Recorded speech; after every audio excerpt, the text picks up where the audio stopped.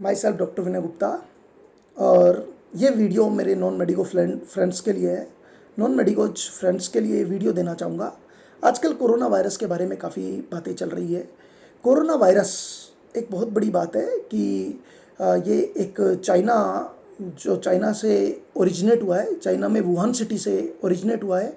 दूसरी बात आपके पास ये है कि कोरोना वायरस के जो सिम्टम्स हैं, देखो WHO ने एक बात कही है कि जब तक किसी पेशेंट में फीवर नहीं है, शॉर्टनेस ऑफ ब्रीथ का मतलब सांस लेने में तकलीफ आ रही हो, फीवर हो और साथ में अर्थात ड्राई कफ मतलब सूखी खांसी, ये तीन इसके बहुत इंपॉर्टेंट फीचर्स है।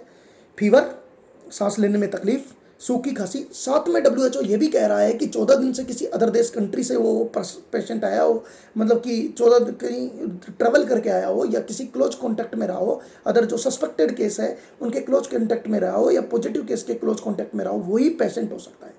हम इंडिया की बात करें तो इंडिया में सर्दी जुकाम खांसी नॉर्मली चलती रहती है बहुत सारे। यदि किसी को फीवर है, यदि किसी को जुकाम सर्दी लग रही है तो उसको पैनिक होने की बिल्कुल भी जरूरत नहीं है। जब तक फीवर और सूखी खांसी और सांस लेने में तकलीफ ना हो तब तक किसी तरह का पैनिक होने की बिल्कुल भी जरूरत नहीं है। यदि किसी को सर्दी जुकाम सीजनेबल लग रहा है तो उससे कोई प्रॉब्लम नहीं है। एलर्जी भी हो सकती है, इससे ज़्यादा टीबी भी हो सकती है, आपके पास टीबी के केस।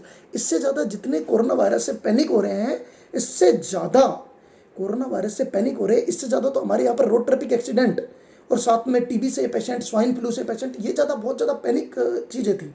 तो सबसे अच्छी बात क्या है कि इसकी अर्थात रिप्रोडक्टिव रेट बहुत ज़्यादा है इसकी। और एक ये सीवियर टाइप का न्यूमोनिया है, तो इसमें सबसे बेस्ट मेरे नॉन मेडिकल फ्रेंड्स को बोलना चाहूँगा कि सबसे बड़ी चीज़ होती है इसको क्वारंटाइन या आइसोलेशन, बहुत बड़ी चीज़ होती है।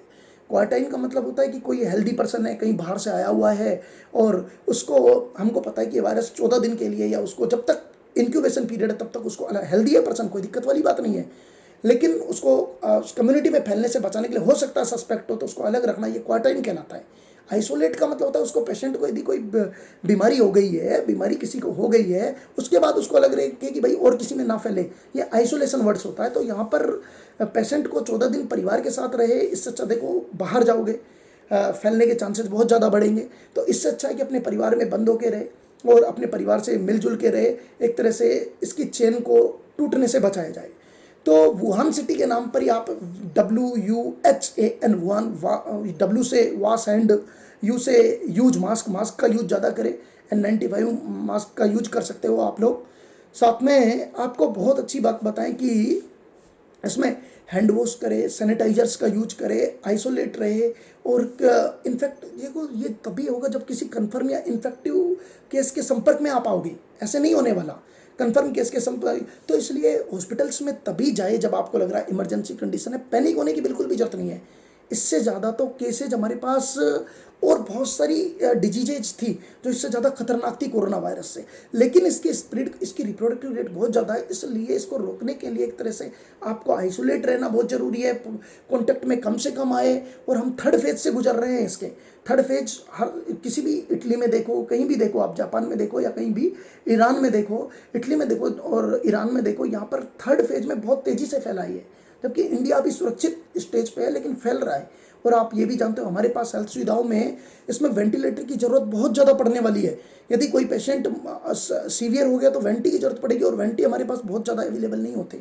इसलिए मेरे सीनियर्स जो डॉक्टर्स फैकल्टी है, बहुत अच्छा टीम में मिलकर हर जगह आप देख रहे हो, बहुत सारे डॉक्टर्स इन्फेक्ट भी हो चुके हैं, फिर भी काम कर रहे हैं अपनी जगह, अपना कर्तव्य निभा रहे हैं। और ऐसा बिल्कुल भी ऐसा नहीं है कि हम पीछे हट जाएंगे, या साथी, डॉक्टर साथी कभी पीछे नहीं हटते हैं इस चीज़ के लिए।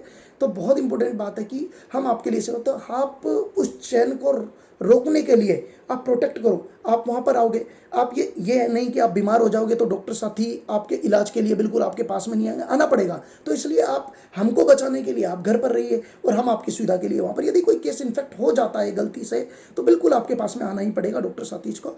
और मैं अपने इस तरह मैं बोल सकता हूँ कि वास एंड करें। और थोड़ा सा सबसे ज़्यादा अपन देखें तो इसमें हम बहुत ज़्यादा मात्रा में अभी कोई ड्रग्स अप्रूव नहीं हुई है, सिम्टोमेटिक ट्रीटमेंट चलेगा इसके अंदर, एंटी मलेरियल ड्रग्स चल रही है, एंटी HIV ड्रग्स भी देनी पड़ रही है, इसमें कॉम्बिनेशंस चल रहा है। तो अभी चाइना ने बहुत सारे वैक्सीन, 20 से ज़्यादा वैक्सीन ओरिजिनेट हुआ है, लेकिन अभी उसकी टेस्टिंग बाकी है।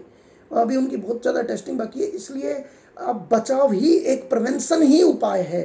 तो इसलिए मैं कहना चाहता हूँ आप सबसे आइसोलेट रह के रहे और अपने पर्सनल फैमिली डॉक्टर से फ़ोन पर रहे, रूटीन चेकअप के लिए बिल्कुल भी हॉस्पिटल नहीं जाए, और कुछ दिन अर्थात आइसोलेट होकर रहेगा, ब्रेक हो जाएगा साइकिल और हम बहुत अच्छे से बच जाएंगे। आपकी ही स्ट्रेंथ सभी डॉक्टर्स की बचाव कर सकती है, और आप ही हर तरह से समझ कर सब कुछ कर सकते हो। बिना किसी वजह से बाहर ना निकले, बिना, जब तक कोई ज़रूरी काम ना हो तब तक नहीं जाए। उसके बाद में शुरू के ज़्यादा से ज़्यादा 1 मंथ बहुत टफ होगा, और 1 मंथ के बाद वापस नॉर्मल हो जाएगा। बस मैं इतना ही कहना चाहूँगा आपसे। Thank you.